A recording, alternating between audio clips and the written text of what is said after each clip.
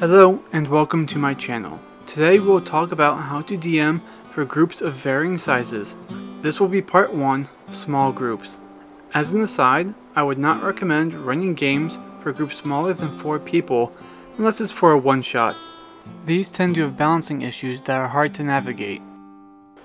So, what is a small group? A small group, in my definition, is a party size of 4 to 5 characters. Just like with all group sizes, there are advantages and disadvantages to each party size. For small groups, let's start with advantages. Most games, Dungeons & Dragons, Pathfinder, etc., are designed around 4 players. Having a small group makes it easier to handle encounter difficulty and wealth, as most of the books are designed around that many players. Another advantage is that everyone gets a turn and feels like they are involved. With big groups, that is not always the case. Players may feel left out because everyone wants to do something, which divides the DM's attention. Another great advantage is that games move right along. If you have ever played in a game with multiple players, you know that things can get bogged down pretty quickly. That is not the case with small groups.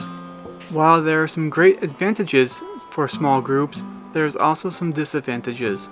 The major one is that it's hard for parties to have all the capabilities for every challenge you want to run.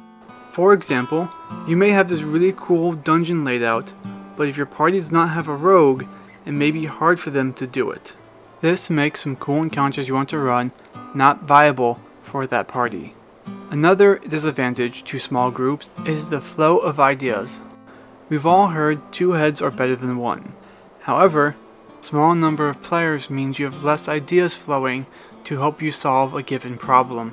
So now on to the focus for this video, how to DM for a party size that's 4 to 5 players. This is pretty easy considering that most of the books are designed for a party of this size. Therefore, you do not have to do much fudging of the rules when it comes to challenge rating for monsters and for wealth. Also, make sure you have in mind capabilities of your players and what they cannot accomplish. That way you can design events and challenges around their strengths and not run into the trap of creating an encounter that only plays on their weaknesses, making it impossible and frustrating for them to accomplish. Keep these things in mind and you should have no problem running a small party. Thank you for watching. If you have any questions about this topic or any topic involving tabletop RPGs, let me know in the comments and I'll try to help you as best I can.